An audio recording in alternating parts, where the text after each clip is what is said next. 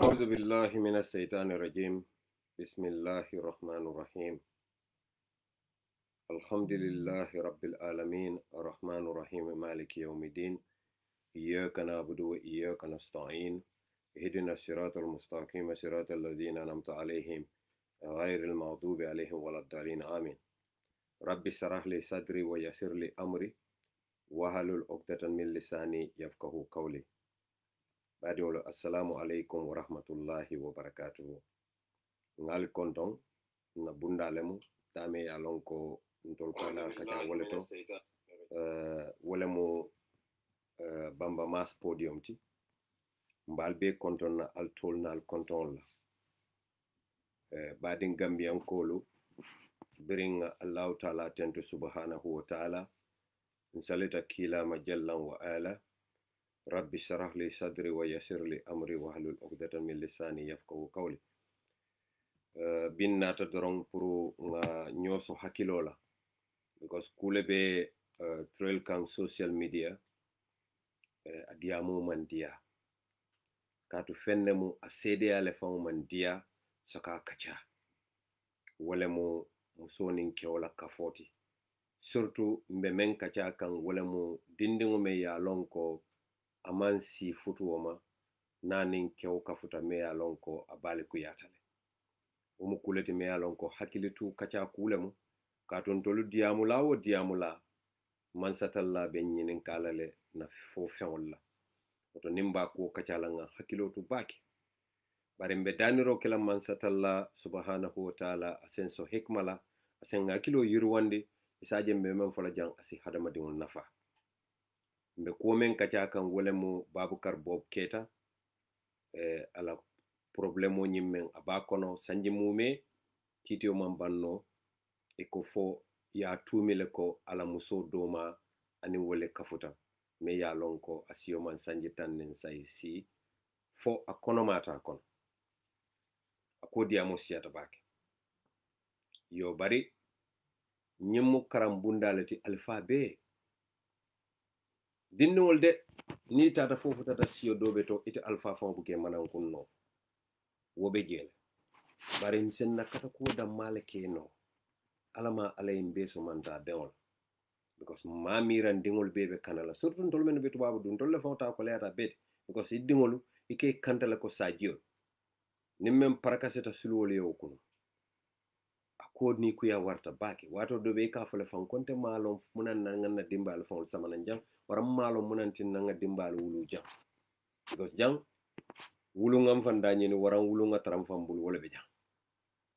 yo bari ntolla banko Gambia anim banko lu men be civilized be keta democratic countries di manke dictatorship ti jama kitiol e buka tara kartantan killing kitio nyantale ka tiling nimmo fula dunta nyola itele be kitio le tema dunu bale be kan andu walantin na judicial system momo be do ko la je imare nyanta astaghfirullah o siyandi la nyanta tala hijola sawo saniya ko do satafa because wato dobe ibuka long ibe tonya fasala dame yo bari jojolu do ko le be kan andu nyanta fero be katala because ndolla Gambia ndolla constitution o be larim bunda men kan tol ka bondi wokan because ndolla constitution o memfo the presumption of innocent until proven guilty wala mu the pillar stone of our justice system de ni ye tumi wo tumiro man fenti nyay bala fo jannin kitio be kela kitio ba establish la ko ye tumi men na wala mu toñati nyine mu kumati me ya lon ko kumayata bake Gambia mo be nyante hakilo tula ando alinga hakilo tu bake jama ni ye samba kitio la ntolla alfalu ntolla loi alfalu comme mennu be marlin kiti bundala jojolu minister of justice anim mo ko tawol mennu be je itolla do ko nyanta kala munati wala mu nyinti ko nyanta fero be katalale iteme yetumi yeyma koy jorawol beto jorawme yalon koy sefan defenno men obuka ke Gambia ite mari fon you are at the mercy of ill accusers all woman fair woman tilling by right inyanta sembo di la sembo membe fero ma ima ko la fero to fero me alon ko essayer fan defend no nim fentable bari silang nim fentawol fentiol buke fan defend no fentawol wolbe kala nyamale ko sign bete momento ka loyata adaja wayata baki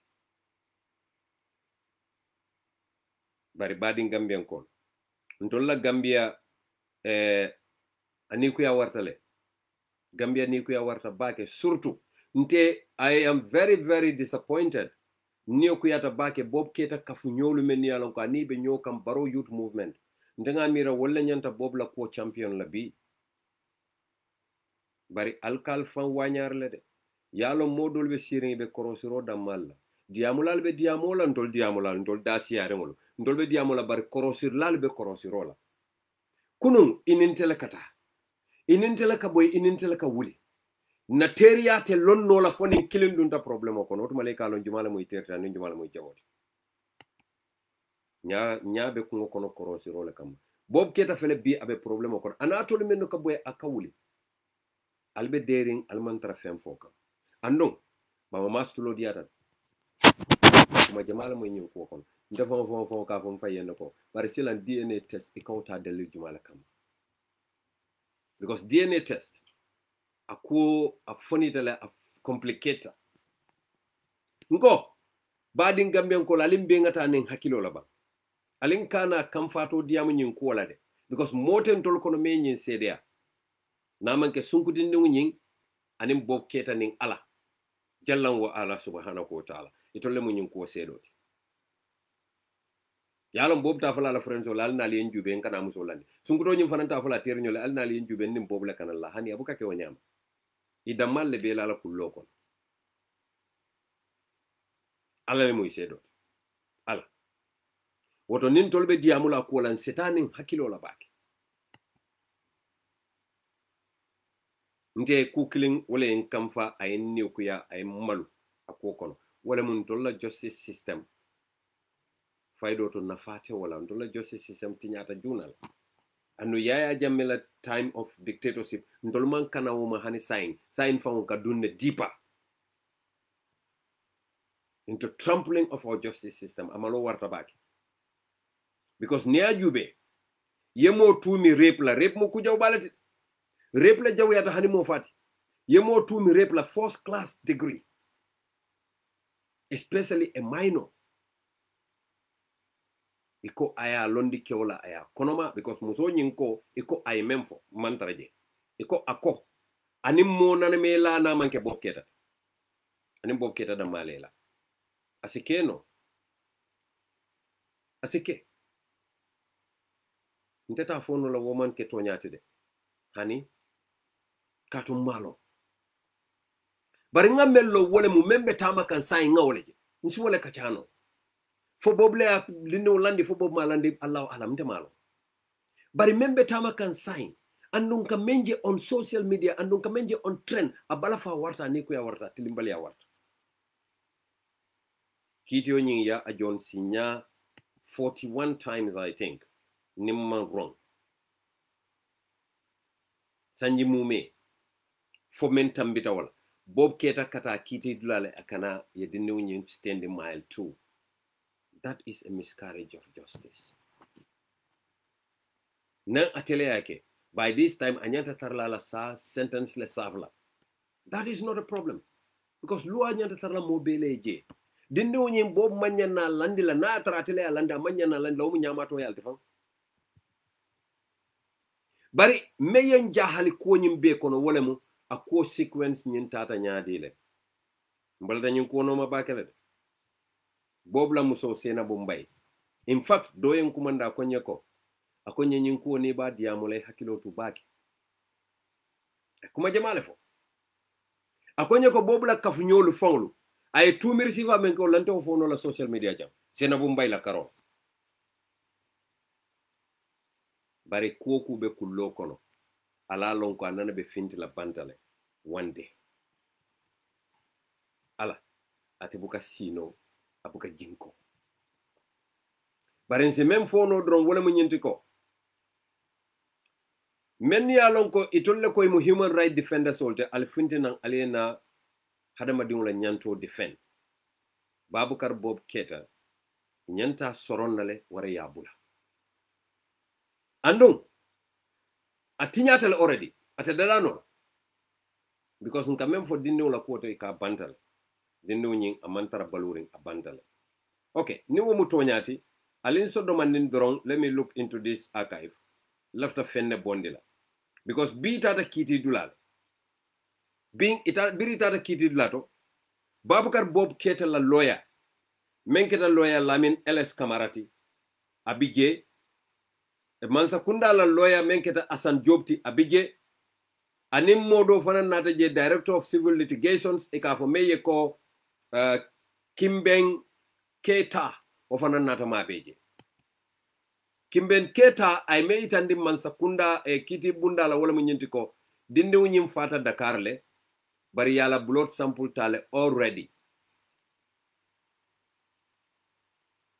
Babukar Bob Keita la lawyer man mabeje Babukar Bob Keita man mabeje Babukar Bob Keita la sede man mabeje bari Mansa Kunda ko itol sonta o blood sample lale kaw use ni nyine mu tonyati President Adama Barrow mbe kumande la nte malla fi ye dabula Mansa Kunda la kiti bunda ko kono but ni nyine mu tonyati you as the head of state nyanta step in la ka fo ko no that's not right. I will tell you why mbafole dalilo men na ngaw fo because obviously imanya na dindu la blood in fact dindu manya na badi la Dakar dindu manya na badi la fang nga kek sana la report nyin jube la Facebook ay may yitandi akoni ko ya warta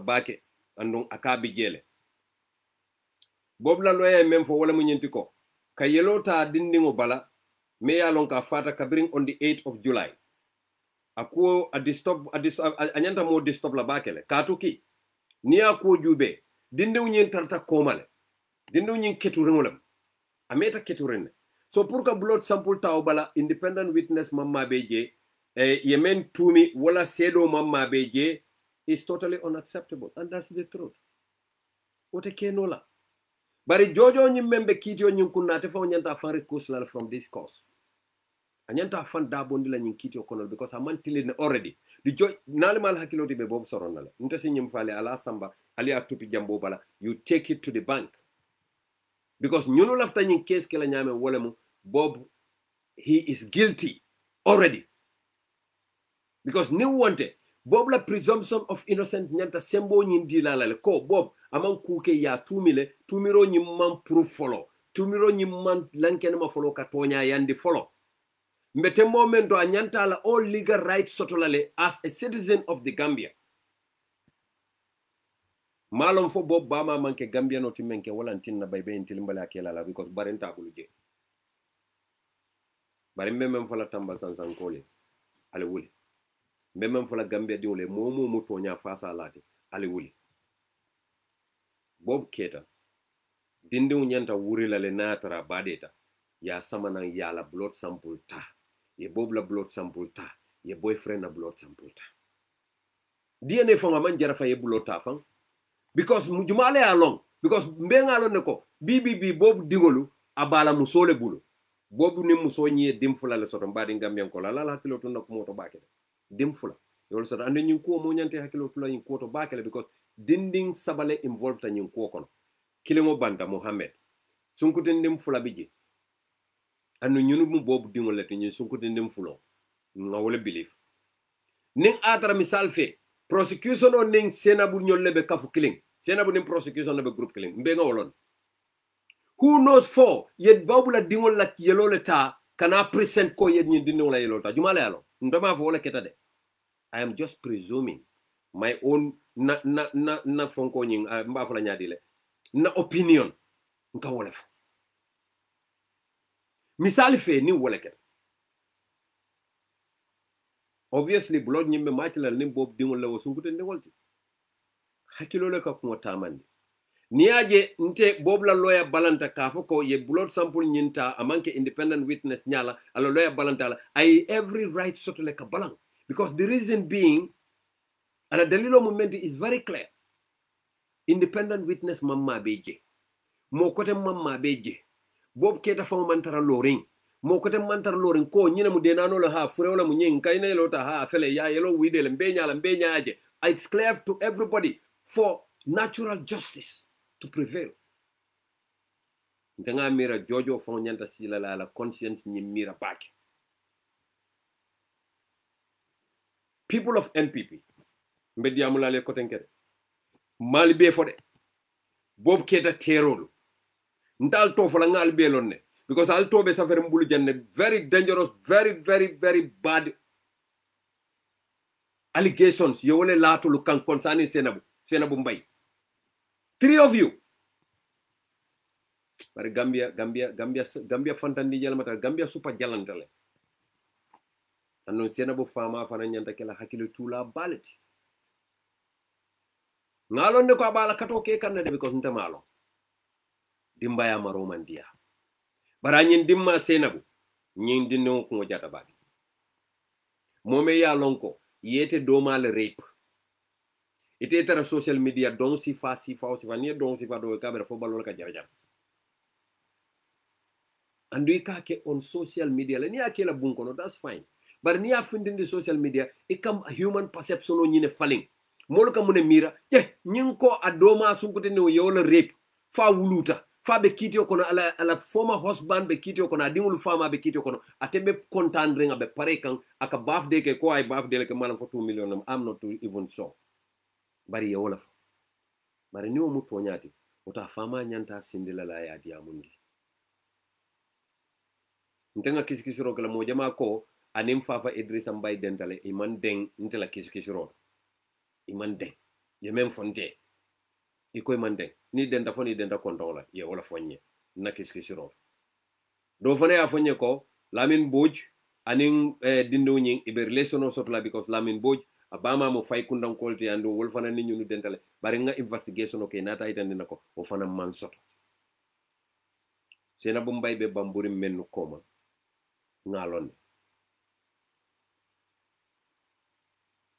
bari nyantan hakilo tula bakele Gambia mo bebe korosi rolla andum bob la nyin case nyin dindu nyin na faya tinale molu bele findita nan sign everybody is talking mo bebe diamu kan bari men gena kumayata beti wala mu nyin dindu mem fata a fata nyaadi nka mem moy radio kankan bari nte maje mamoy Senabu fangola mamoy adoma la mamoy ala family member la e ko dindu nyin yatu moto la kono fo montoro wati nani Gambia be kandini nyame moto werol be selere moto bunda be tawonde that is mother for mo fale hani mo sorom bu fon la kono bu because mbete momento na kebal kata si yiri bantan sungol lel koto musi kebal kasi yiri ndo la koto ke finja ni dindi meraw me yalon ka balo mam bamba ya landi o moto kono e moto da fenga kamata ni mo la furo kon that is mother of the highest degree bari Gambia la police ndesan billahi wallahi taala Ablaye Sanyang ndo ila ko kan jahale Ablaye ntema lo ite lafta legacy jumale landila ila baluwo kono dukare ma koy alim ma koy ale nyinke nye audio te foy se futa Ablaye ma ntema lo ndoma e ka legacy jumale mira ila baluwo kono for your children to be proud of tomorrow because Ablaye futa da dame futa de dante dandulale janni e bondi jang ibe dame ni e bondi wor ide be kala ministry of interior ti ware samba foreign affairs ware bay ite kala police ti koteke police uniform dante dame futa tawol nyanta ala tentulal de foyte keje molle bije idita botaje molle be sayle not alinga hakilo to bake badi ngam en kon ndola judiciary be nyame Allahu akbar akwo jahalo fon wartala because bring Kimba Keta, Director of Civil Litigation, member Minister of Justice, wulita ko kiti bunda ko dinnu nyim fatale jumalungo July karotili say a fata Dakarle bari ala blood sample tale wonyanta itandila mo belal ko what right do they have pour ka blood sample nyinta in the absence of Bob Keta la lawyer, in the absence of Bob Keta fang Bob Keta mamma beje ala lawyer mamma beje abadi mamma beje ala fasar la mamma beje itol menu ka prosecute itol le ma beta je idamal nin court yo accept bob keta nyanta tala sila mail tule ala sentence bato amanya ma be la court kotek because ya decide le ba sorona nka presumption ole natide comme nyenyi menke kimbeta fa nyanta mune nyinda kitidla you are the director of civil litigation foyta man dinni soto men nyanta do ko kala Gambia Minister of Justice Gambia di ngula limbe nga nyalo Minister of Justice kan je poison tale already andu Gambia di bele nyanta te ositla nganna banko nga ku kurang le be Gambia la kuran jawba Gambia sasa le be Gambia la me alo ka sasa dangerous tale because nie mira Abubakar Jallow na attorney general misil molem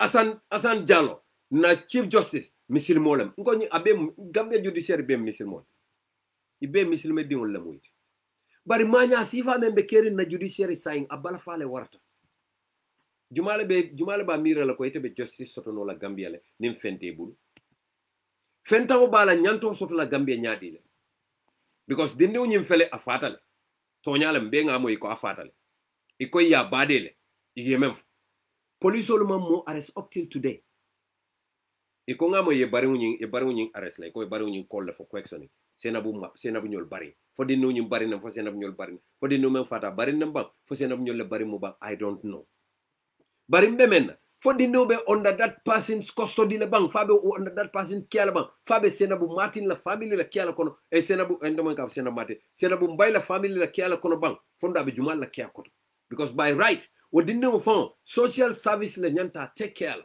because that child was an interest of a very criminal matter that concerns rape ni e dinno nyin take care non ton dinno nyin ala live be safe lale bare dindi meron fele amanta dulata manti mayay ya fa 15 dalil taka because ya fal he's killed the boy was killed momo ya bula moto kon whosoever that person should have been in prison by now momo da bulata nyin dinno la ko kono inyanta soronnale ala yalon kilalo inyanta mari soronnal because ka wandi dinno bula moto kono for 4 hours ay taraje boto werol bebe selendring akamunta le nie mburo bula furo kono nyine keta bar badi ngam ko alinga hakilotu bake de alinga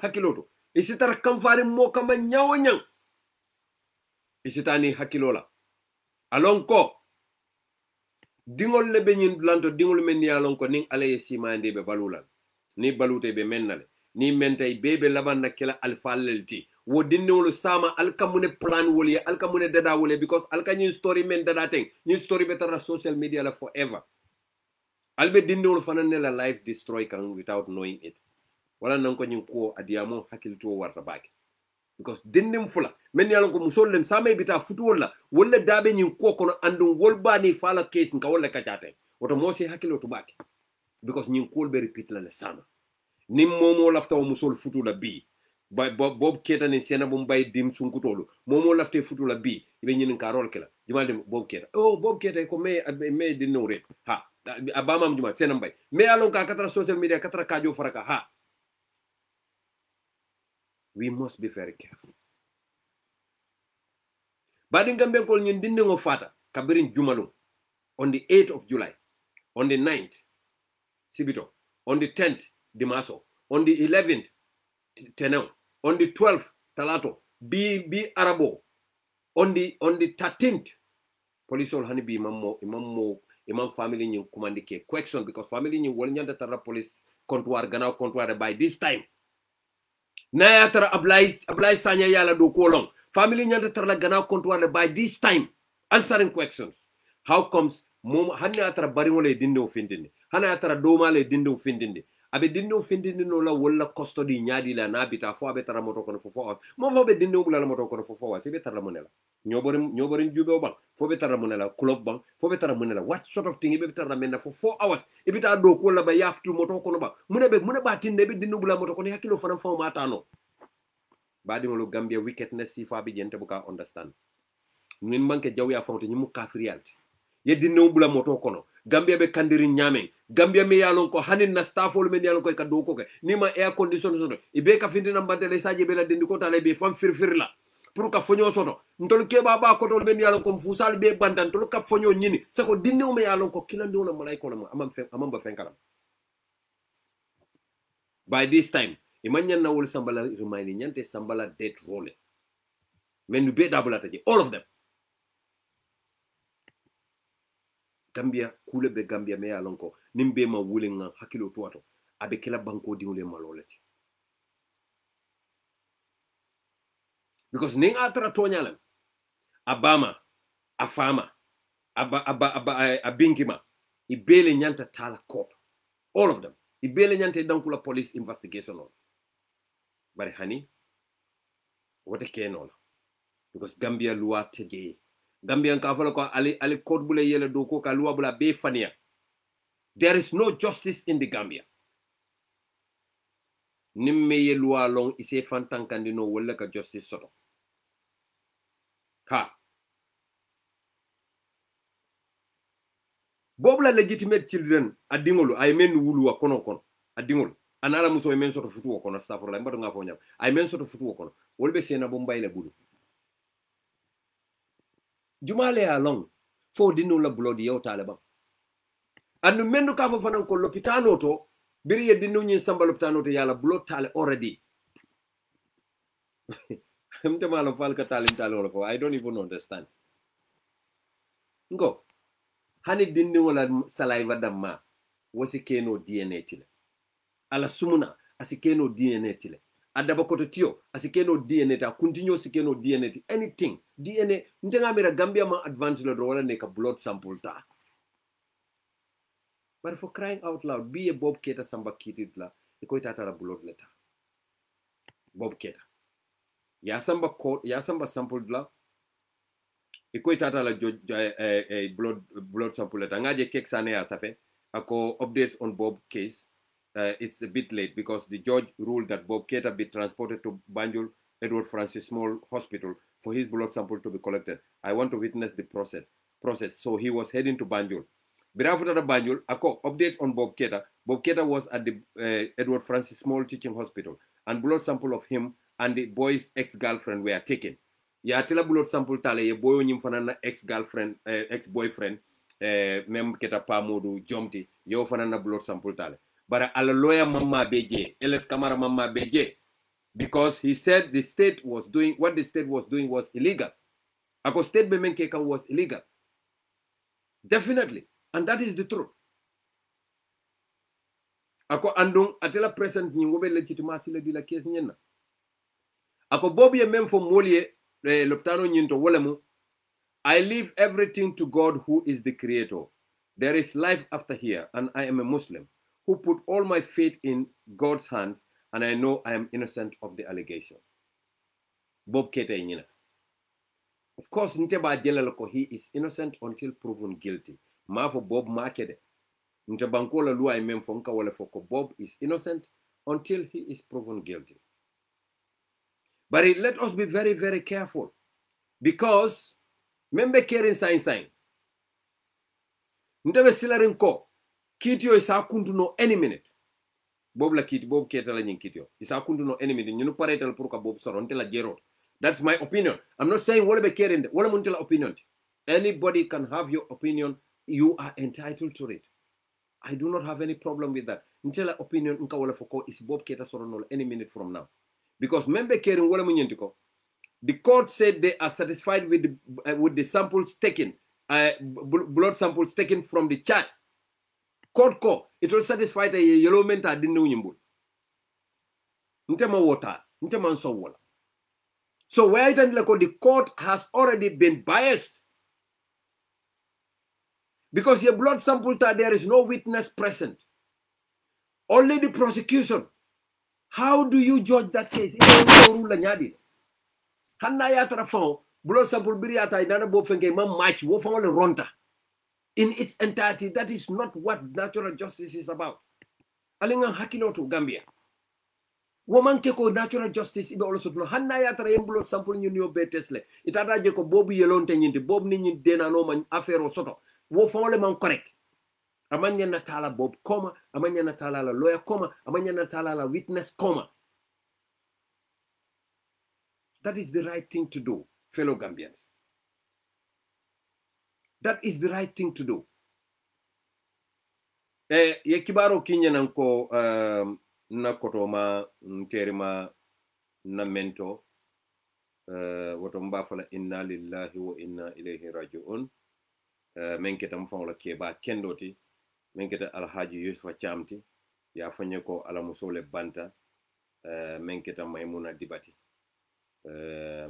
ko ni ku ya warta bakele sain nga text message nyinje bari mbe Allah subhanahu wa ta'ala danila alama alayaso jannatul firdausila alama man satallaye aljana kallanke o diala alama ay sutura ro menke akela alaya sutura alama ay yamfala junubol bela bi jahil sayyidul mustafa ngawo sankuto le soto men futata ma sain Maimuna Diba menketa alaji Yusufa Cham na KMC la chairman na West Coast la chairman United Democratic Party même munta fon la kebati ko banta ninga ñil lon nu ton ntina life bari nga moy sayne message yo ñum futana ma sayne otombe koto Yusufa fon konton na sawla mba fulay ko almantana ta jam fala ñola mbe si sabaro muta na fidayo kay na kulibo kunya tan nin kilen diala pour man satalla si wodi ala way kala sila fandoti ani membe fotala kilama sallallahu alaihi wasallam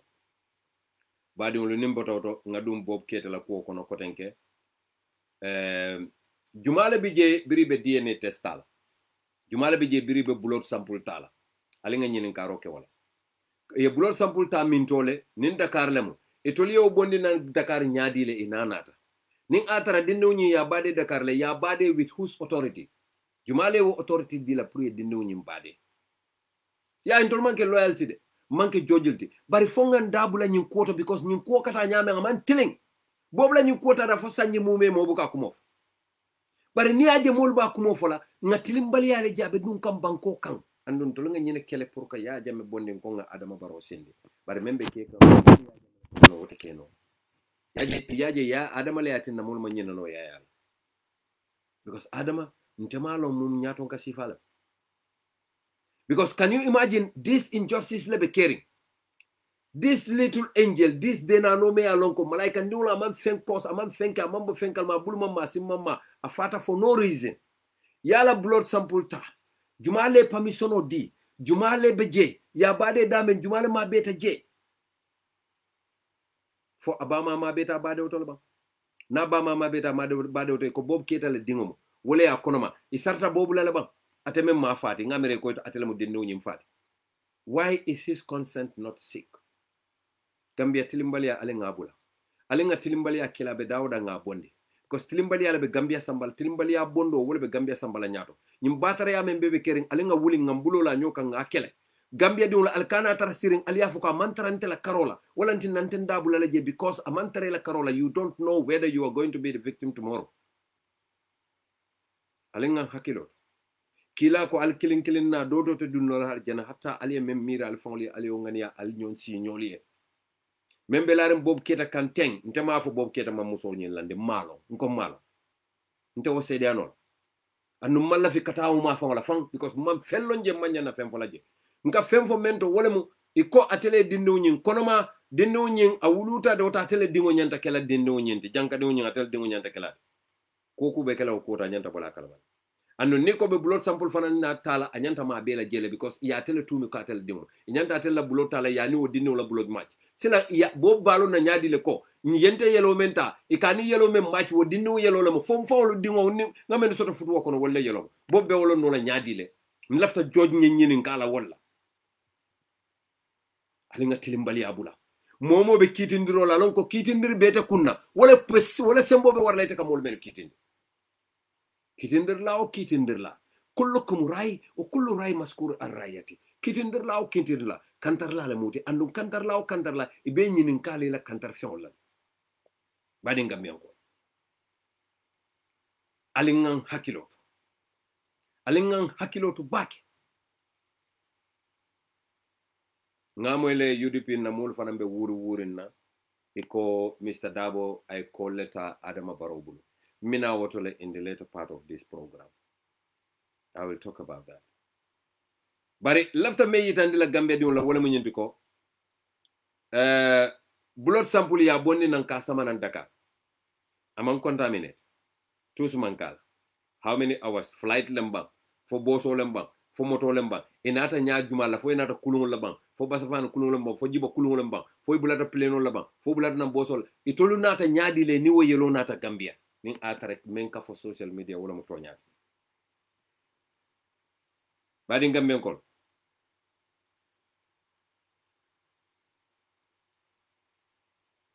alinga hakilotu baki alinga hakilotu tonya wode wobe laban na kelale tonya wobe laban na because tonya temu fenete me alon ko ateni fembu kote mbuka deng ateni fembu ka deng andon na judiciary nyante hakilotu la baki.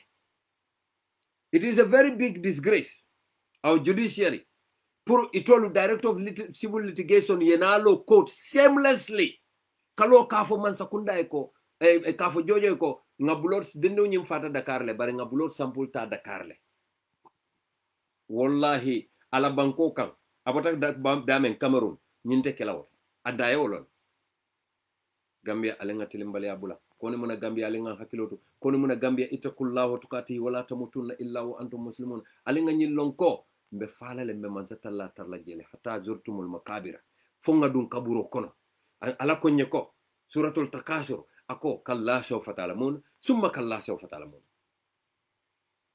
iko manzatalla buka kamfa de mulu ko ala buka kamfa bari kuma kan wala moy bam hakil malle akadiyam wollede kalla sawfa ta'lamun summa kalla sawfa ta'lamun hakil mal ala kadiyam wolla lale hakilo atul hakil mal alila moy bam ala kam men fale ntolo kanyim baro men beke dunia ومن يعمل مثقال ذرة خيرا يرى فمن يعمل مثقال ذرة شرا يرى nkanyi manya men beke dunia ko nyim baro men mumo ben ka beke dunia ko hana jaje keso abete mawo a jawmawo ala ko aben konti bola bela hana jaje keso miskal dharratin miskal amesiata ko miskal a jaje keso ala ben konti bola lan yaje nka program do ke TikTok menu kam follow nkoy ko na Christian brothers leftale ko ye Hebrew karan kendeke because Hebrew and Arabic language kamuntale bakilim fakilim ngafo modulu ma faham nkoy ko anablay Ibrahim alayhi salatu wassalam badi wolumbe bo kan topiko kono de bari lafta nyin dulan senen nkoy anablay Ibrahim alayhi salatu wassalam atelemu Ismaila famati atelemu Ishaka famati anabla Ibrahim aka ambarani kan wolfo jamal ka fo amharic ambarani kan aka wolfo ambarani kan both Hebrew and Arab bota wala bala nkoy ko Ismail nalika Arab kan jube Ismail ka fama la kan na bama la kan wolfo abama muhajirate aka Egyptian numerals le use abala kan anin afala kan ambarani kan ay Arab kan bota wala kon nkoy ko naliye Hebrew fanan jube Hebrew afanam bota ambrani kan la kono amharic abota wala kono because the reason why Ishaq ana dingolu Jacob ana dingolu ibeka Hebrew kan fo is because ifama la kan ni bama la kan la jahasta nkoy ko naliya jube boy kambandingo Hebrew ka fo en ko Yalid Arabul ka fo Walid Yalid ani Walid ifatata min tole ikafo galie bat musolu bat Arabul kafay bint tilo Arabul kafay ne Sams Arabul kafay Sams Hebrew kafay Sams ibe kafo tilo ne Samsu nkoy Cairo Salom jusol kafay Salom Cairo peace jusol kafo Salom ngamen fon na TikTok nka wala repeat ja jusol ka fo salom misilmol ka fo salam so ali ajela kam dale jahan ka kawde manika ko be nyame ñunu they are very closely related nkoy ko esa ka diamala ala disciples so ka fo ko nal tata you preach salom is Islam nkoy that means peace Islam is peace salam Islam bota salam le bala salam salom ngoy esa ka même fo salom Muhammad Rasulullah sallallahu alaihi wasallam fanan ka wala fo salam ngoy ko then this religion nalia jube bake Jesus was preaching Islam bari man na wo preaching nabi man na wala because nte kala fin ka fengo fen fo ngare sa ci nga long ay koyma ñinantin na nimbe diamula jama jama man fello mento mbukala fi kaf nkan hakilo to bake because ni ajube jama jama nga même fo dron wala mo yinti ko bob keta la ko nyim mem baka ca kan nko hakili tuba misilme dingo be babukar bob keta ala ko nyanta kela hakili tole police ol nyante la do ko kala because prosecution e même fo wala mo nyinti ko e nyanta boyo nyin boyfriend nyin pa momodu jom e nyanta ni babukar keta bele charge la bari prosecution man nana woke ye babukar bob keta da male charge bari munantin na ilafta purka mo pa modu jom la blota why pa modu jom is not part of this case adatiji in natural justice amanya futala RVH fan kala blota for what reason pour dal juma kama badi ngam ko liaje ñunu lafta mem beke la wala muy de ka foko nga babukar jom la blood testale nga ñim fanana blood testa bara nit ñi ma match that is not the case alima a charge why is he there na ya tara ali a charge la no ali be la blood testa ñin donu ma match ko babukar keda nga bulale because nga blood test kele nga realize ko ala blood nit ñin ta ma match e bob kedal tana match ta mol sa fa ha yaje feabe inti ko to la tilingo be jele bar kabirin follow la alman tiling so and you would continue to jenke until ali alfandu jahannam because bob kete alba sorona nti I'm 100% sure of that man hakil fula sotol ko bob kete ba sorona iba sorona andong nyantan hakilo tula bake nyantan hakilo tula baba kele because babukar bob keta pour ka yelota against his will is also a violation of his right. Because even you don't know yellow tala mamba kalama. Silang itebita ni wala yellow match la mintole in front of who? Witness Juma.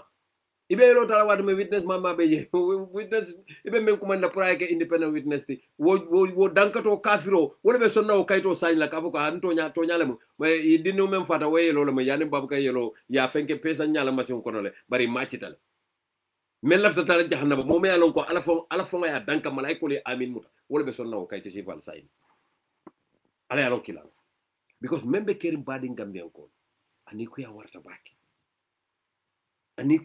baki anu nyantan hakilo tula bale ke bake because Gambia abe bakilin fakilin ko nka nyunu men la ko kacha dindi wolle dabi je dindi wol men yalon ko babukar keta yelo le ma bi bota ko fasole kon dindem fula andu wol bala musole bula nim mentalata babukar la fonga senab la company men ayele senabu mbay ay company men la babukar la yama ko yato sali alon na kon tenga ku ngaku dantal lo nyin ko to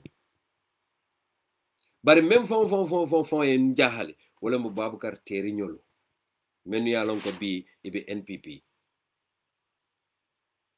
yalon alfon nyanta alon nako ndol ko mo bayndi de because ni wonte babukar keta nte ba fulal ko NPP ko lam baro support la nte manta la cause diamala ndu mota lon na fang abetor lan son mo damala ko but nte mu human right activist la de nte ka mo la nyanto le kele so mune batin nambe nyin don taje la mbe nya kasila la because na man tara ko kele that means nte ka nyin jojol tumi men nante fam be fanke ka walati and that I do not want to do no nte lota len ko Gambia dingol birim fabu sane ya appoint as a councillor imala leta di alankamo ye modol la leta soldi lanko this is not fair fabu sane ya deserve le baro e palaso dia whatever baro yake anim fabu nyolle yake tilengo na fo jam ko ma anim fabu nyolle yake nte I always want to be who I am amad jite nan nengo be kabula naka kumo be foma biri ya tilimbali yanko eneko amad jite fatu ba man tuskala because amad jite la ko fatu ba man fenke wotuma nin tolbe nyola oto nana te fanam be nyonta fanam ba fula man fenke bari biri ya fenke man place o dialante ay niyo ku yale ko amad jite kelo men ke baro anyanta place o sotolan nte kam mira wala nyama because ay ko ke kende mato jawmato anim baro laki kende mato jawmato anim baro laki so itolle nyanta talala nin talaro be kala amad jite man nyanna fola amad nyanda kala ko amad jite nyanda tala lolale kafo ko amad jite katalo birkama area council le come on you are exposing the young man iba tora kanne because amad jite nalo ta birkama area council ay menke molle be jola wol politiko diminta andum bari no la ko kan niyo ko ya baki ay intene ne de roñala bari tamala alfa drone afa kar mo la mun don ndemala alfa drone ta metende na kakala alfa fo janni illa yawmi din hanne mu futa ngado be sino alfa drone bari membe caring ala ma support baro nyanta place o dilala yes he deserves it budum foka jo 7 million la janam ntema o belon ntema la pour kadu o be kon amade to nya fay fanya ko man kente la ajot bari lafta pour gambe de le me understand wala mo indiko ni mota ta tubani sunyal amanya na tubanyo wafila ko do bula jibo ko neta man fen soto albele sunyaro ke nyola so amadu jite ni adam baro bele ya ke nyola so bele nyanta talala nte that's my point ngalo ni ya bale dol ba fala ha nyanta adi safle nyanta bale no manya na bale no nte I disagree imanya na bale because ntolmen be usenu dabo no ma UDP ning atara ntolmen lata kon tolle gagneta ning atara tonya IC man sunya mba expect la ko mba fala ko usenu nyanta palaso dilam fanana right or wrong yes mbe wala fala so woto alen kana fom mbe tonya kartantam fola nte buko no I cannot fake nte man fake no isunda malu let them share their booty to le asunya nyola let them share it tilimbala kata je tolle ake nyola nendiro nendi kata je tolle ake nyola bari baro manyana amadu expose la to the Gambian voters will medame mbalo be kandire mbakele ning amad jita fotata mabir kama area council akaka o palaso le nyini abe dulal anyanta to sit la jololal because nyimbe dulal anu Gambia di wolun sikuma kilim fanam fale nali mala hakiloto NPP be amad jita le tombon ala to bi jambo balali afu kadimu rasul le nyim fanam ha bari political aside Babukar Bob Keita ndeysaan wallahi e ka folo ko karmu janka dingol ti bara manka ba dingol ti mo bu ko mode keri mem mam basal Babukar Bob Keita ala ko kam mirale akam balafa because amam fasa la soro ndenga aji fantale je akalo Babukar ye nga tentu nga jeyi aya kata Babukar ye baka lota onda manke ko aka Babukar fasa ako membe ke kan la is definitely an injustice wala be ke kan la atonyala sanji mume yala case drag 48 times ika ajon for no reason just priority la mile 2 iko magistrate Jallo Kasi akafo ko na drive ole manna wala na manna no court hani taxi fo ngata no la pour kata ma be koto ngoy Gambia judiciary is a shame Gambia judiciary Gambia non tolu we are done tolla banko nyanda sila le nga dua walante nanyi shekol men yalo koy ka fobe majlis alfal to kajafila ila nyim porci dindin solman dingol men man ta ko yaw ntela nga wol men ka fo magistrate majlis alfalu nenna ko ali diamu porcioli wallahi ninyin alfal duwa bota Gambia kambe wurala ko bajo wallahi ni alnal kilatem ninyin duwa bota kambe wurala ko bajo mbe live Facebook la I am on live Facebook. Okay, all right. One of my informants called. Yeah, it's another matter for another day. All right. Nyantang hakilo tula baki. Because nimme okalo, ikana ikoka wo alfalel kajafi. Ikabula wo alfalel ike neng on social media altulo ka moy. Solmandi ulu kalo, ika alfal neng alfal men yalo ko wole siate banyol fonta ni fanyol. Aliko nga songala atol yamira nyinsi Gambia wati ali yamira sakol wati unka membe fo Gambia tinyata al Gambia ntol fon lenga tinya ntol we are the cause of Gambia's destruction ali nga sowa because ntolle ka molu engine ntolle ka molu encourage ntolle ka molu wajabindi menu ka alfal neng nko mosi londo soto nyaaw nyang hanna ya tara londo soto katambi ibulisa lan ko ibulisa le londo soto tol be manya na sonna inila wo londo mu mo be yena loy ko ka banko alfal neng men yalon ko majlis alfal le muy be sirim banko ka ibuka mol karande fenna fo kala allah fo kala rasul sallallahu alaihi wasallam ni te fe imantara ke ku ko e duru koto e nasiha hormone bunyane kulwo kono nini ma keno lakum dinukum waliyadin ila dinota yela dinota bara nendir ma o manyan na kala banko kam anno nyindi non folo man nendiro kede hani nendiro data dula jannat e ko ba kawsile folo nendiro ke tol ko fo wonte toñati wo manke toñati fani yalam ntela ngafo bari ita bulano la ko be no yalon me yamira malon me yamira yalon wala malon mem malon wala yalon alani mo fati alante mo fati alani mo mande alaman bo mo la family ko andu aka kango bele moy yaje wolunga dankato do moy akaka Basiru Sise le kajafi ako woka ka mannin ka yale wajabindi arabu yati ha allah yaje ngombe DNA kumo la foka modo DNA nyanta datla Gambia junale DNA wonyanta datla Gambia junale because problem wol be Gambia problem ba nga molu fangol tambindi wol man bay sharia wol man nyanal mame yala fang bay sharia la karola wol man nyanal mame because wol man ke halala dinti sharia la karola wol man ke halala dingoti sharia to ni man ke halala dingoti man nyanna almame yakela ngamire to ko sharia be wolte bo sunni yalla ni man ke halala dingoti fama ko dinteti ate kullira mol la force wala tina e kulli te man nyanna almame yala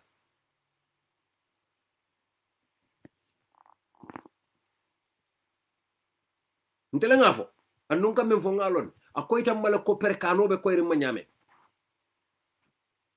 bar walantina walanna momem man alfa soto wala ka alfa neng alfa nengo man betea na fote bulu mistake ko hadama di bele ka mistake na fote bulu naye bolo sayroke wala nyanta bari badi ngamben ko babukar bob keta la nyin isuni laftale pour akoni ay kacha ay diam mbemen kala na diamu labangoti wala mo Adama Barrow ye Ousainou Darboe ko iko ana diamuta e kachata ye nyo konton salola ko to nyale mun nga fahamle na sopota solu ila diminna ko Adama Barrow ibijele biring loya Darboe accident soto hanni mantara bendula bare amad jite be lo kam podium moto lumen aba fo kanko e maja singo katita paraw ibe bulo ko sikay be don kam andu iko ifa e ka wala ko imam fem Adama Barrow be jele biring porci solman diwol bot nan diaspora e nata Gambia bulata Ousainou le yanne nendiro sifa be ibije imam fem fo andu iko ifa lam Adama Barrow be jele birim Fatmata Jawara be lorim podium moto abe kuma kawlo fola Ousainou Darboe ma ibe sirinne imam fem fo andu iko ifalem Adama Barrow ibe jele birim Fatou Soumaré be Ousainou Darboe kumandla ba ko mo be yennenna ibe jele iko ifalem andu imam fem fo birim UDP supporters ole Fatou Soumaré samba police alikal konte atele police ol kumande ke tretin koni Ousainou Darboe lafta fon eta Fatou Soumaré samba police iko alka symbole wafi symbole baldu alkal konte wala president Adama Barrow ibe jele birim police ol tata Ousainou Darboe la korda kono katia gaso fayning alfa kan ifa iko ifa moment katia gaso tinda kan alkal konte ngamo social media on social media afindi dana ko nimman tia gaso faya ka te diamola imaje tia gaso la ya diamonde Adama Barrow ibe jele imam femfo ibe derin andu iko ifalem ali la moy nakumolat adama baro ibe jele biri wato men na police solu men ne tiaga so fay Ousainou Darboe kan ye fan fundindi social media ke fan natali e kontani rimba e ko be celebration on yaje e telemu police sol bela commander in chief e telemati imam femfo andu ko fala mo Ousainou yaje nyine UDP so nte personally nte nga pa Ousainou lon ngalo ne mo si fala mate hanni te adama kalo ka bane suto nen to niya ko man telephone ba sikala mo me hakilo to ibe tinyare nyala me alonko han malaikol fole ala dania te sonnal ke dada ko tenke ibe tenkere ibe tinyala fo to tinya yala Ousainou Darboe mo si fala alaji Ousainou Darboe mo me hakilo to ibe tinyala fo la bo fo tinya fo be falela tinya me mol ka fo tinya wo fo be falete la because itela tinya be tambela tinya la alaji Ousainou Darboe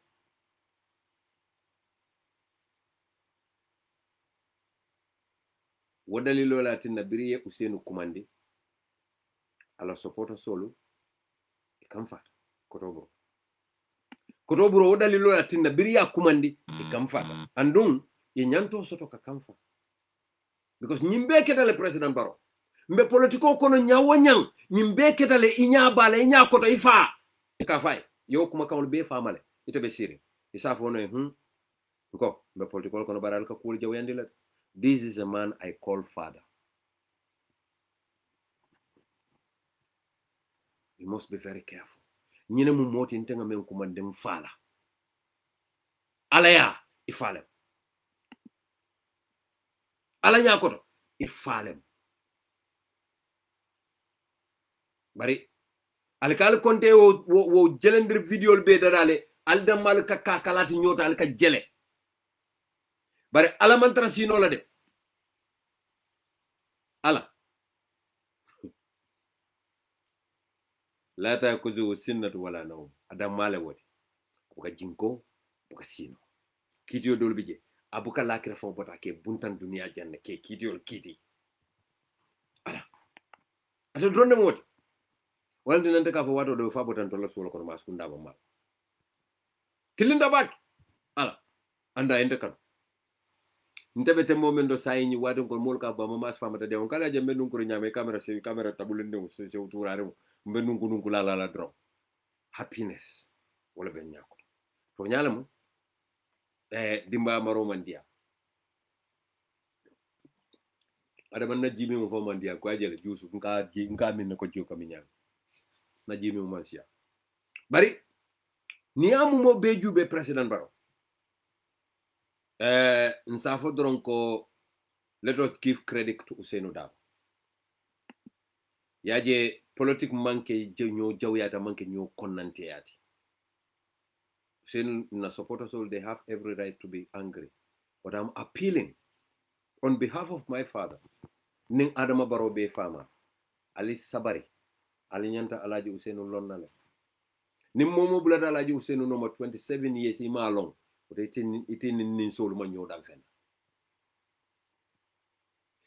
Mr. Darboe always akaitandi leko Gambia politics is not about Darboe always imagine as an individual at the phone Barrow ya kumande drone ay telephone sika jumalem ntelem adama juma adam Barrow idimma adama be nyaadi ñoo konto sumolle kottanande dimballe ñoo konto nge kumande pour ka duwe salol ilawo mu ku kende balete alma ma bela jarla. That is Ousainou Darboe and Adama Barrow le lonteniteti. He knows that. Lahi salihino fele. Ousainou Darboe na try al-Quran wal karanun tunna be wali yalla le wallahi al-azim. Na al-Quran wal karan abe wali yalla le. Dana la Ousainou kata fo sanji mu men na man diamu telefono. Nte ala nyininka.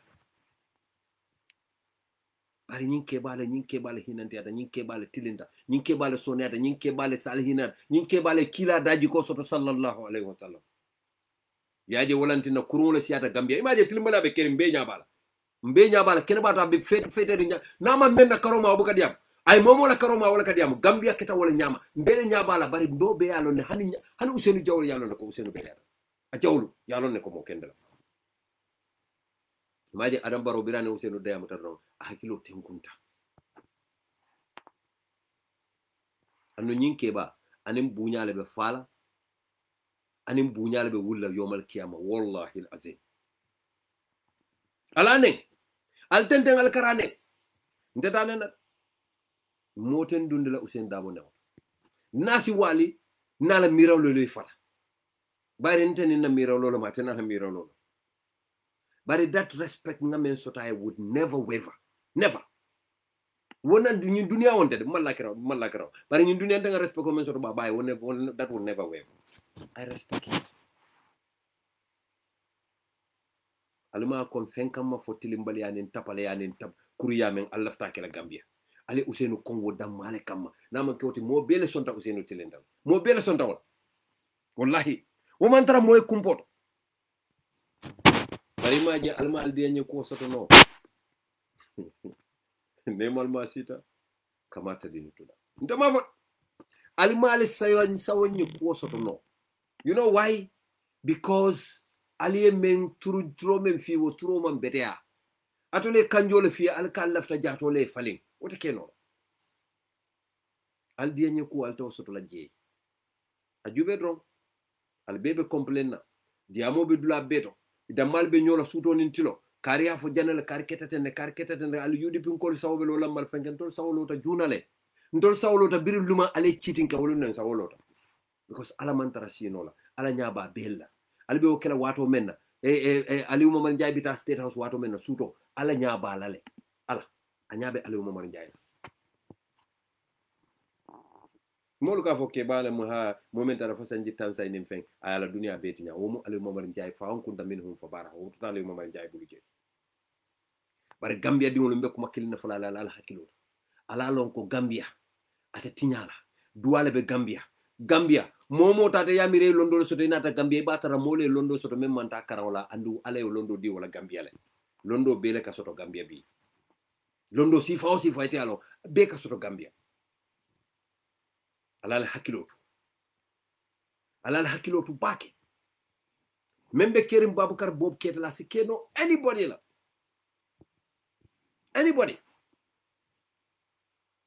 ndebu kala fika furo la kumof bar pander mbay nane a folo ko yente accuse rape lante wallahi bari yalon te men yen ak me hanni mole accuse wo mari to sonna DNA la because nenti DNA kay tende le tarnawba nana ma ngorotim fa bari wo be ka soto dunia mo ke konnay kangole la pour que destroy wo ka soto nole hani kila la muso sallallahu alaihi wasallam na Aisha ya accuse le silan jumale be kanal so ala lon ko ñunu manke ku kutalti ku kotol wolle ka sayin kan bar hadama di dolbe je wol they don't have a heart wol they are animals in human skin wol mu dafen wollati dafen jawbalu hadama din jatol be la doron ni wonte ise mira ko kunun nimba mamas ndolle kallala rankilin mbe sena bulala de mantara briyamu kam moyde Senabu Mbay ngadiya moytele suma dom war nga tok helat ne Bob Keta lim bon dañ am dom ay dom ñaar Bob Keta bama ifa afama mbediya mu ka tolle lim bon sen dom dafa am dom ak diw ak kini toglen ak sen hel ngeen xelaat aduna fu mu nekk ni lim ci des bari tut because kila ay sign sol men be fo be wala kono wala ka fonti ten nin toñale mu Bob Keta nin sunkuti new ñi yelale ndanga kuma ko mem moy ntela fla pour ko fo social media jam bari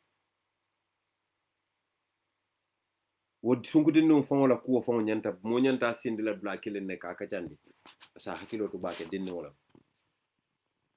sungude no nga moyle ko nga yalla na taw ki ñana mus ñi malam to ñala atele ya ko to ma fa bay fan bari dinne wala anyanta ñi direction le need ay yamar lo le need ay tete role need ay advice le need ay tanya kuñi maña le need mo le ñanta te ma koy la pour ka samba ku assez silo sambano siratul mustaqim bari ñi ibadu fo ñanta ibadu ban la Gambia la ñi ibadu ñanta ban la Gambia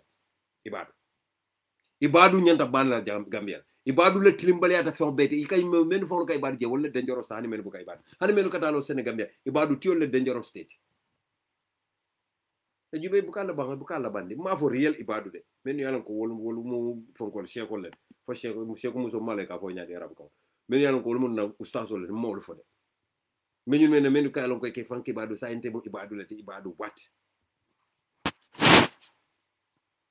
bari Senabu ila manya on Facebook li ñi de gis ngay def on social media loolu moo jaadu ak defen nte ka mira fon foy mental problem soto man dama de foog ne da nga am mental issue man suma boppa suma la gisee social media dama de foog ne da nga am mental issue because how can a sane person koo xam ne jarbaatam wala doomi rakam moo nekk ci tolof bi wala bàyyi jëkkëram bàyyi doomam yi moo nekk si tolof bi yow yaa ngi social media di go around like I don't even know what are you there to prove because Bob is in prison now. I am happy.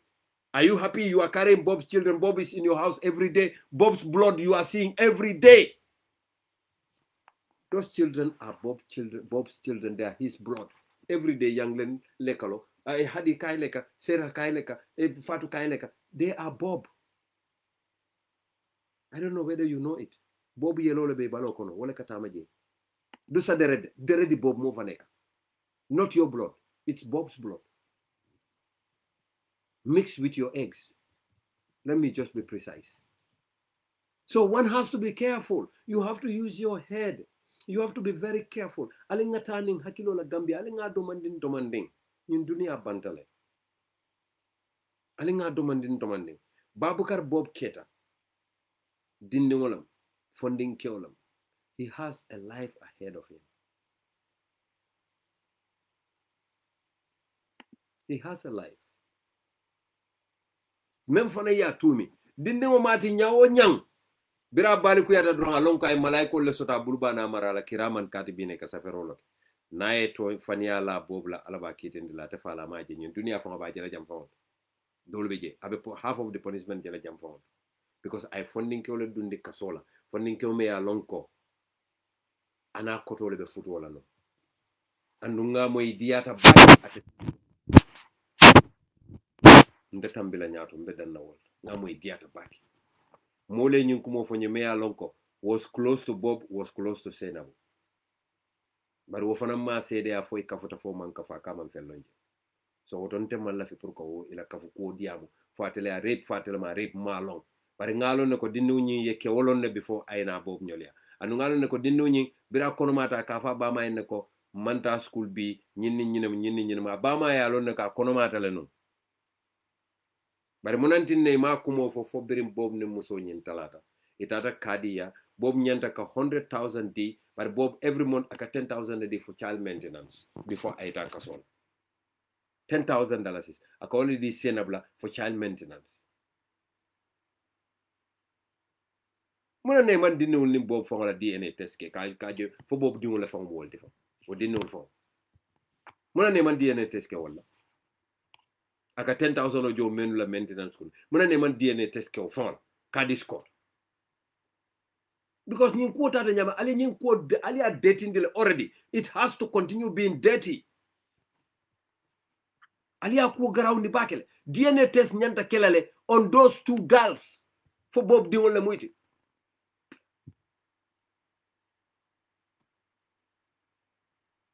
It could be he's taking care of somebody else's child. Who knows? It could be.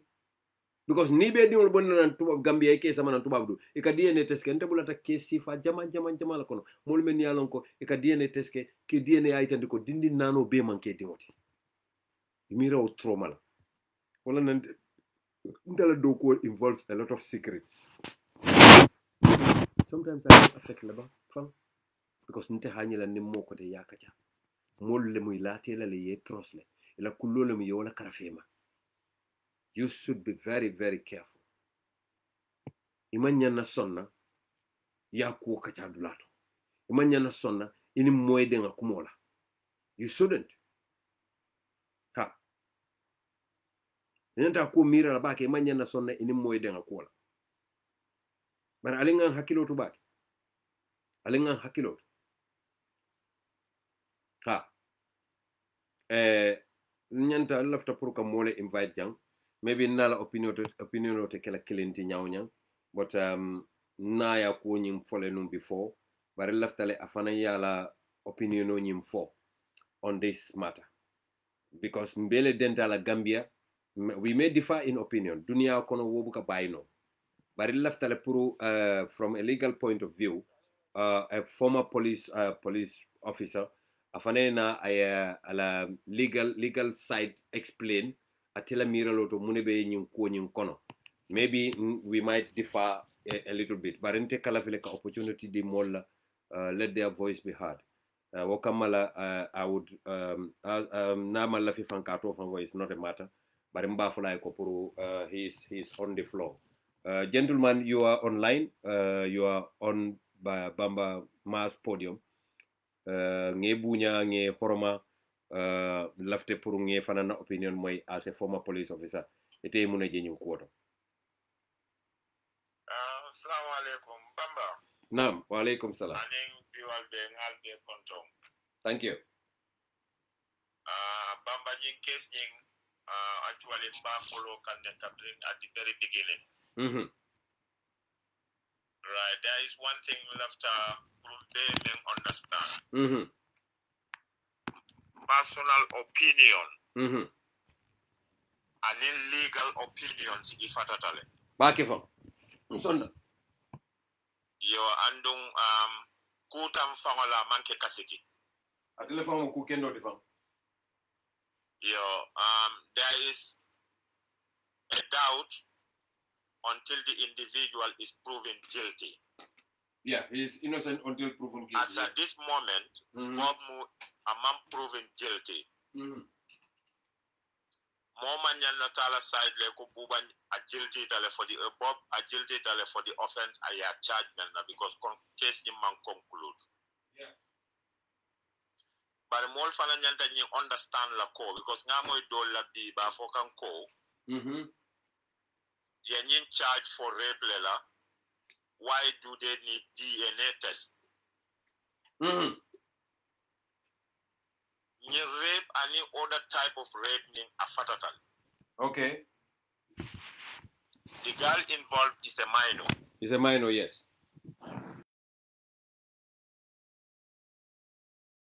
What would the girl is already pregnant?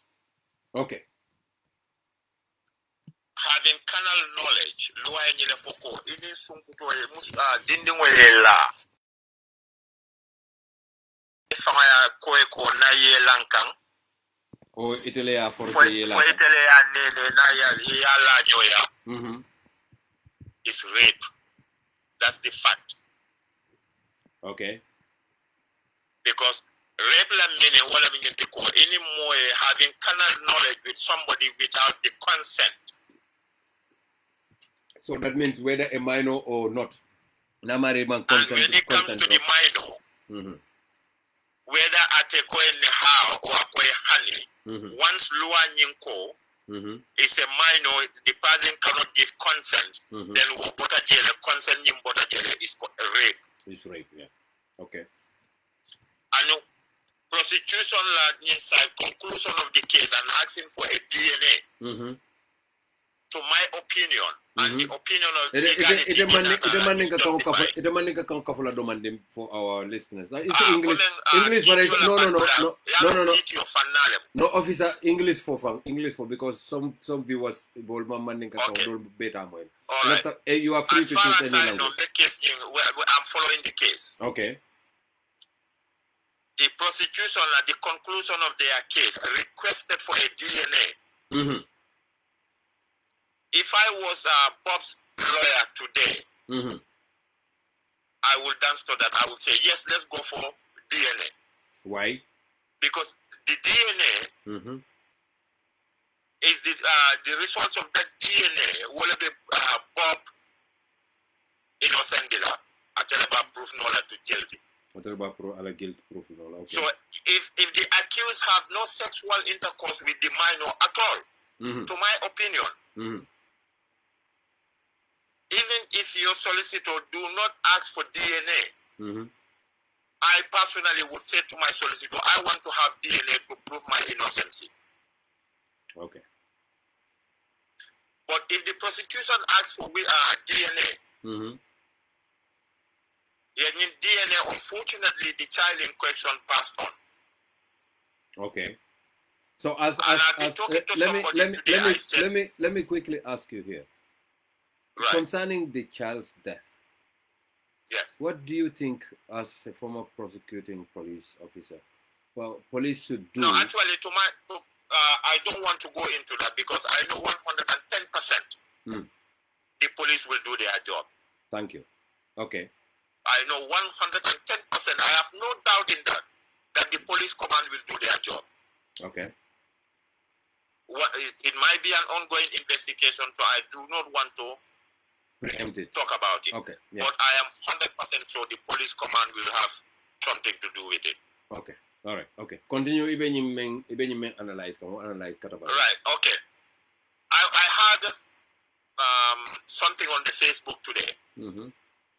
Someone was saying, the DNA taken in Senegal.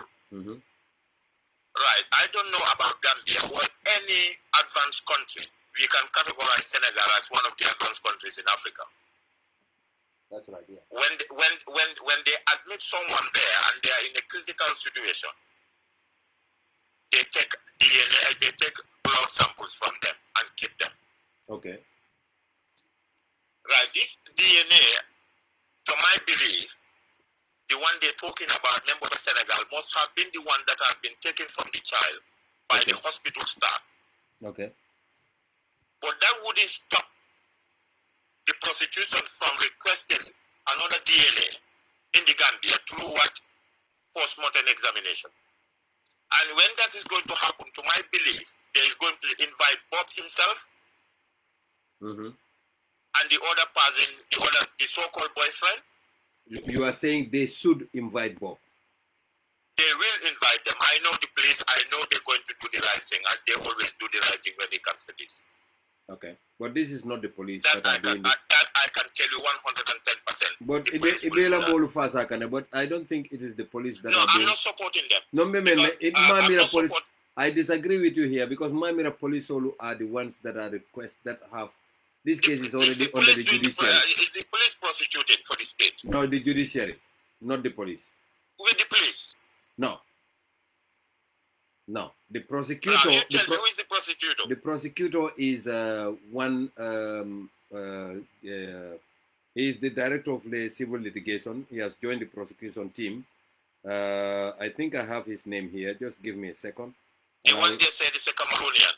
Yes, that is the guy. I don't think he's a prosecutor. He is part of the prosecution team. No, I disagree with you. All right. Anyway, I will find out with that, and I'll phone you and see. No matter, it's the state. Okay? Well, when you come to post-mortem examination, okay, the state would invite these people to have sample taken from the disease that might be compared to the sample taken from the hospital in Senegal to analyze. Okay. What I want some people to understand, I might not be right here, but if the DNA, the state prosecutor is Hassan Job. Hassan Job, who is joined by another state counsel, Kimbe Ta, from Cameroon, while Bob is represented by lawyer Lamin Ellis Kamara. Yeah. Right. Okay. When it comes to this, police prosecution to it is the judiciary. This is entirely the judiciary because police prosecutor to you. All right. If you the prosecution will solely request for a DNA. Okay. And the DNA is extract from the body through post-mortem examination. That will be witnessed by the accused himself and then our legal team. So, officer, are you saying that should be or will be? That will be. I have faith in the prosecutor when it comes to criminal offenses. Politically, I can't comment, but when it comes to criminal offenses, I have faith in the judiciary. Okay, that's your opinion. I respect that. Yeah. But, my problem is from what No, excuse me, sir. Excuse me, Bamba. Let's take into account that there will be no winner at the end of this trial. There will be no winner. Everybody is a loser here because the family will be destroyed forever. I believe so. So, if we have to analyze this case, let's be very careful how we analyze it. We shouldn't analyze it because of personal opinion. That's right. I agree. We should leave it to legal experts to do their job and analyze it. I agree. Because I had some people saying that how can pregnancy, DNA, paternity test proof rape? Yes. What they are trying, what those people also, those are civil opinions. What those people are also saying is, in case if the blood samples of the child and Bob does not match, then who is the father? Because the girl already alleged that animomela namanke Bob catered. So that means that the girl lied to the court. And lying to a public officer is a crime in itself. You as a police, you know that. Yes, go ahead. Exactly. So that is, I think, many argue can call how can a child Mr. Bambamas, I bring you back to something that happened here in the United Kingdom. Okay, go ahead. I don't want to mention the name on the air, legal reason, but we all know he was a footballer at Man City. I think I know what you're talking about. Okay. He is a black footballer. I think I know what you're talking about. He was being accused here for rape. Yeah. He was going in and out of court for almost 2 years. Only for the police to discover that the allegation was false. Okay. The guy was free. Yeah, but can I read what Bob Sane wrote? Right. Bob says that it's a bit late because the judge ruled that Bob Keita be transferred to Banjul Hospital for his blood samples to be collected, and I want to witness the proceedings. And he says, Bob Keita says, I am shocked that a ruling can be made to the effect that the court is satisfied with the samples taken and the manner it is taken, where there was done prior to the order of the court, and where no expert witness had led evidence as to show this sample was taken or the safe chain of collection of sample. What is the court's privy to that? The rest of the world. Who says that? Bob. This was written by Kek Sane. All right. I can't comment on personal comment, but one thing I know: experts have taken the DNA in Dakar. Yeah, but even if experts have taken they should not take DNA samples in the absence of the accused or his lawyer. That is definitely what I'm trying to tell you here is I don't know how the DNA was extracted from the boy in Senegal. What I want to let you understand is in all these standard hospitals or advanced countries, if somebody is admitted in the hospital, they take your blood. And in a critical condition. Yes, we all know that. They take their blood. Yes. They take their blood. Yes, I am aware of that. But that blood I that is cannot taken, tell you for sure. Yeah, that blood that is taken should not be used in a court of law as evidence. No, that is wrong. But did the court tell you? Listen to me. Did the court tell you that the DNA taken in Senegal is the only one they're going to use to prosecute this guy? Well, no. But what the prosecution? What I want us to do is. Yeah, what the prosecution? No, you ask a question. Allow me to finish. Okay, go ahead. The court didn't say so. Thank you. But the judiciary, that is the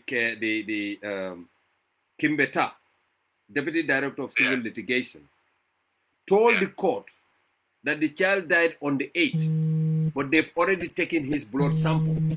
That's what Kimbeta says. Did he tell you who taken the DNA? By saying they already taken the DNA sample doesn't mean the prosecution have taken it or the court have taken it. It could be taken at the hospital by the doctors treating the child at the time. No, but that's what I'm What saying. we have to wait. No, I'm not going to agree with you here. What we have to wait is until the dead body comes back to the Gambian land. If he comes to the source of the Gambia, Officer, can I ask you? Do you expect the dead body in the Gambia? Say again. Do you expect the dead body to be in the Gambia? Yes. Okay. Well, let's wait and see. If the dead body comes, I know we have a competent, court.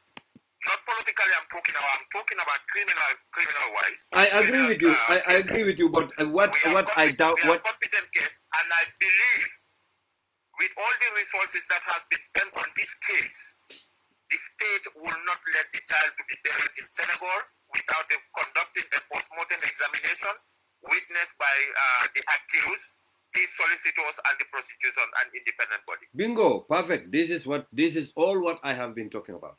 That's what I want. Yeah, and you've confirmed that. I'm so happy you've confirmed that. That is what I have always advocated for.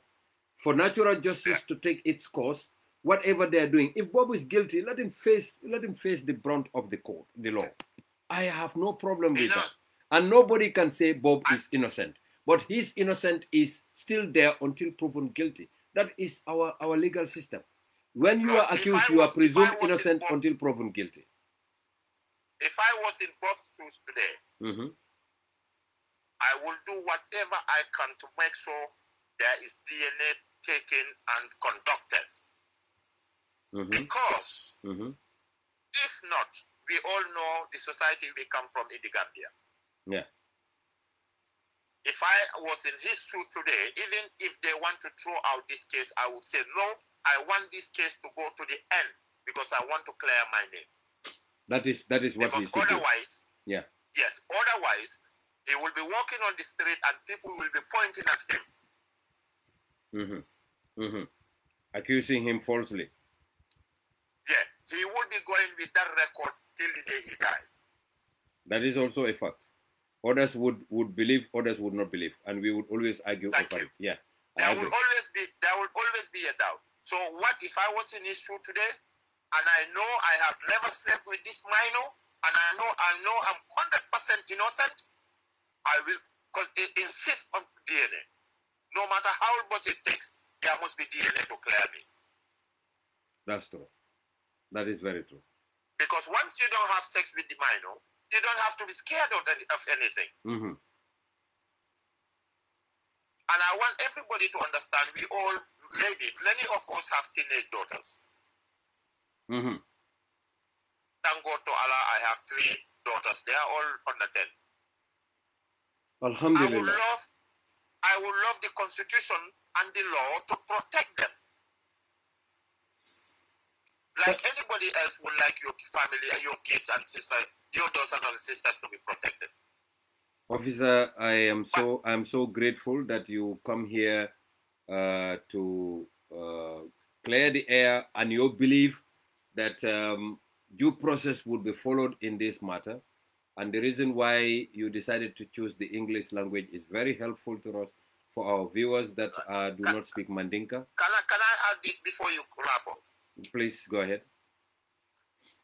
I also want people to take politics out of this case. But how can there be politics? Bob Keita is a supporter of Barrow movement, and none of Barrow's supporters have seen support Bob in this. I have had people talking on the Sorties side today. Saying it's politically motivated. Yes, Sortie Jammeh's side is politically motivated. I'm not sure who was the person saying it. Well, how can it be politically? Bob is never a supporter of us. Bob has never supported UDP. Bob even hated UDP. Thank you. Thank you very much. That is a fact. I want people to understand. Okay. Let us all put our shoes on and pretend to be the family of the victim. How many of us will say the same thing if our daughters were abused and rape. Yeah, I As agree with you. minors. I agree How with many you. of us? I agree with you. But no matter how our daughters let's might be leave victims of everything to the rape, courts. what we want is we want a judicious, speedy case so that the matter can lay to rest and the person or the culprit go to jail. Bambamas all over the world. There is one thing that you cannot have, that is a speedy trial on rape cases. Rape cases are very difficult to prove and they are very slow. Okay. All right. Anyway, officer, one Manchester City player is still going to court. We must thank you very much for your analysis. That is the police, and we are very happy that somebody who has been in that force to come out and share his expertise with us. We might not agree, we might agree because people's opinions differ on this matter. But first, I must thank you very much for taking your time to join us live, and we appreciate it very much. Thank you. Yeah, thank you very much, Bamba. Thank you. Thank you very much. Thank you. Ladies and gentlemen, a police officer sharing his views with us. You must all understand that we can never agree wholeheartedly on this same issue. My belief and his are different. My view and his are different. We might talk of the police and their actions and what is expected of them. I might talk of the judiciary and their actions and what is expected of them. So we are talking of two different entities here. But alhamdulillah rabbil alamin, nsi même fono Gambia di wala mu ñintu ko Baboucarr Bob Keita deserves justice. Whether he committed the crime or not, this matter is already tainted. Because ning atare ka blood sample men for kowe waleta dinno bala. In the absence of the accused, that is wrong. It cannot be presented in court as evidence, and then Jojo accept the judge is biased and wanted Baboucarr Bob Keita sentenced. That is my belief, and that is my opinion. Mota tano lambulu. This is how I feel. Baboucarr Bob Keita Biria accused for the first time. I was one of those that first wrote about it. Naltanana Facebook, Albataraje, Mama's Facebook, Albataraje. I wrote about it. That definitely our daughters need to be protected. But following this case, Ngamembe Lonje, concerning the young girl, nta fonola because this is somebody else's daughter. Bare alfalo alinga kata. Mba kata kanede, bare alinga kata. Makutu kata laka. Denol be membe kelanta be lonade. Bare kujamale dunta nyinkokoro. Including Bob Keita, la friends all many are betrayed. I told you people should be ashamed of yourself. All of you, you should be very ashamed of yourselves. No wonder. Bob was in very, very wrong company. And I told him, Bekata, all of you betrayed him. Even while he was fighting this case. Some of you were with Senabo, Ntabe Fonola, Kodo Sutata Dala te Fonola. Olantin Nanko Gambia, Nyanta, Kodo, oh my God. Sometimes you bukala fi come for castle be tailor. But Alingan Hakilot. Alama Alain Dema Kila Hormoto. Alam Mari, Alama Mansatala came fa salati. Wallahi. Bedanale Janne, nyum programme nying, ning foninal benta koteke, Mansatala la Dema Roto. Bafolale ko, salamu alaikum, wa rahmatullahi wa barakatuh.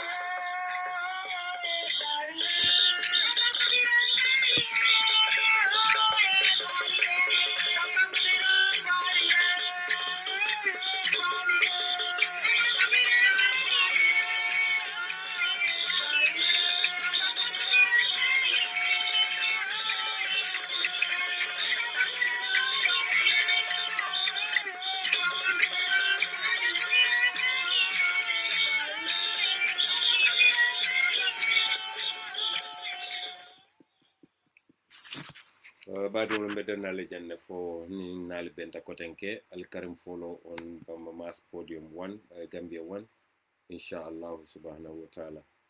kuma fo jang nanen ala la silo manta wo mum fa wala kuma kawlati kuma fo nanen alqur'ano tata al salon ko kila sallallahu alaihi wasallam alay kuma kaw men di alam bulata wala noma alma alay jidala na kole aqulu alma alay bondin kam assalamu alaikum wa sallim tasliman kaseera ala baraka